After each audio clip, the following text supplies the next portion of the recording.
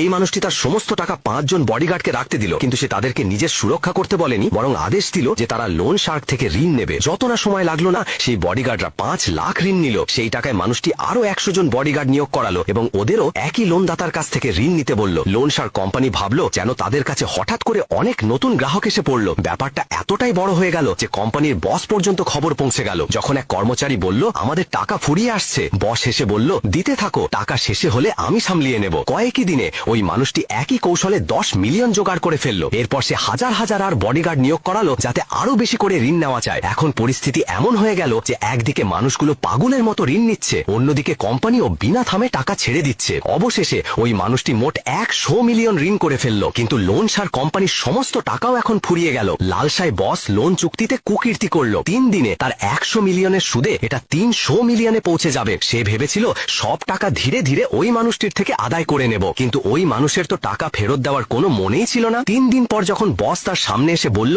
চল আমার 300 মিলিয়ন বের করে দে, মানুষটি কেবল হেসে বলল ঘুটা ভেঙে বসো আর আমার কাছে ভিক্ষা করো, কারণ এখন আসল বস আমি। রাগে আক্রমণাত্মক বস তার গুন্ডাদের ডাক দিল, একে ধরা, তার সব দাঁত ভেঙে দাও। কিন্তু ওই মানুষটি ঢুকিয়ে মাত্র ইশারা করলো আর তখনই হাজার হাজার বডিগার্ড ভিড় থেকে এসে উপস্থিত হলো। তারা চারদিক থেকে লোন শার্ক লোকজন